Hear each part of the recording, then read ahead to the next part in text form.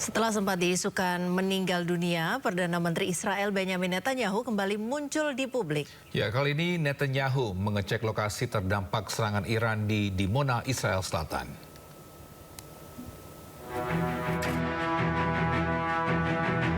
Perdana Menteri Israel Benjamin Netanyahu mengecek langsung lokasi yang terdampak serangan Iran di Dimona. Netanyahu melihat kerusakan dan mengecek kondisi warga di sana. Netanyahu mengingatkan warganya untuk masuk ke dalam bunker bila peringatan serangan terjadi. אני פה בדימונה עם ראש העיר בני ביטון, אבל אני רואה פה בדיוק מה שראיתי בערד ומה שאני רואה מתחילת המלחמה. מי ששומע התראה ושומע אזעקה ונכנס למרחב מוגן, או לממ"ד או למקלט, לא קורה לו שום דבר. היה מקרה אחד חריג, אחד. כשטיל חדר בדיוק על המקלט, מקלט ישן, שני אנשים נהרגו, כל השאר ניצלו. מאז כל מי שנמצא בממ"ד, כל מי שנמצא במרחב מוגן, לא קורה לו כלום. Kemunculannya kali ini sekaligus menjawab isu bahwa dirinya tewas akibat serangan Iran. Netanyahu juga tegaskan bunker-bunker di penjuru Israel siap melindungi warganya dari serangan Iran. Mirsa, sebuah gudang penyimpanan tabung gas LPG terbakar di kawasan Kembangan, Jakarta Barat. Ya, selain menghanguskan gudang, api juga membakar 2 bangunan rumah.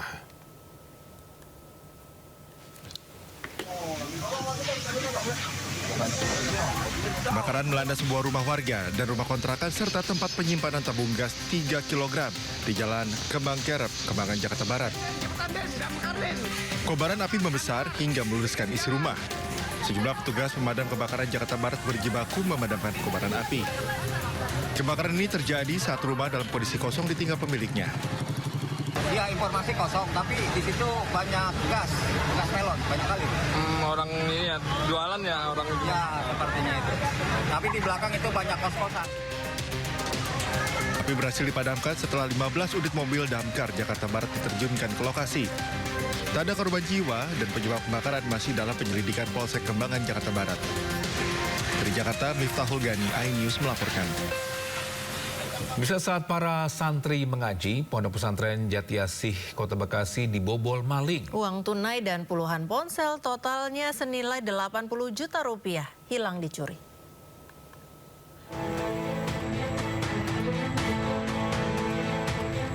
Inilah kondisi Pondok Pesantren Rumah Quran Ummu Khatijah di Kampung Pamahan, Jati Asih, Kota Bekasi. Usai disatroni kawanan pencuri, sejumlah ruang para santri pesantren khusus wanita ini berantakan. Pintu, jendela rusak, dibongkar paksa pelaku. 22 unit ponsel dan tablet milik para santri, 2 unit laptop milik pesantren, uang tunai khas Pondok Pesantren 2 juta rupiah, dan beberapa perhiasan raib digondol pelaku. Diduga pelaku melancarkan aksinya saat para santri tengah berada di kota wisata untuk menggelar pengajian. Santri kembali ke rumah, kita minta untuk cek barang-barang yang hilang di kamarnya. Ada uang tunai, jam tangan, yang diambil. Oh, udah dikalkulasi nggak berapa tuh kerugian? Kerugiannya sekitar, kalau dari laporan polisi, sekitar 80 juta. 80 juta. Usai menerima laporan dari korban, petugas kepolisian Polsek Jati Asih Bekasi langsung mendatangi lokasi dan melakukan olah tempat kejadian perkara, meminta keterangan pengurus santri dan sejumlah saksi. Para korban berharap agar para pelaku dapat segera ditangkap. Dari Bekasi, Jawa Barat, Rahmat Hidayat, iNews melaporkan. Bisa jenazah Dewinta Anggari, cucu Mpok Nori yang dibunuh oleh suami sirinya, telah dimakamkan di TPU Pondok Rangon, Jakarta Timur. Korban dimakamkan berdampingan dengan makam Mpok Nori. Jenazah Dewinta Anggari dimakamkan di TPU Pondok Rangon usai diotopsi di Rumah Sakit Polri Kramat Jati, Jakarta Timur. Korban tewas akibat luka senjata tajam di bagian leher yang dilakukan oleh mantan suami sirinya yang merupakan warga negara Irak. Pembunuhan dipicu lantaran korban minta cerai pada suaminya.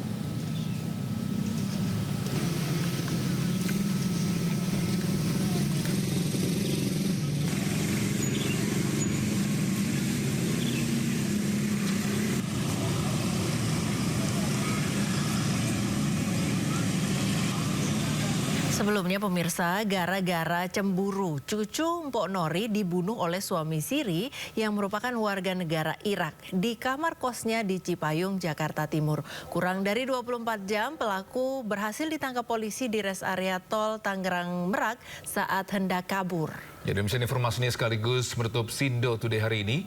Jangan lupa Anda bisa mendapatkan informasi terkini dan terbaru di kanal YouTube Sindo News atau melalui portal yang menghadirkan berita daerah, berita nasional dan berita internasional di sindonews.com. Mewakili kerabat kerja yang bertugas, saya Togi Sinaga. Dan saya Priska Papila ya, pamit undur diri. Terima kasih. Sampai jumpa.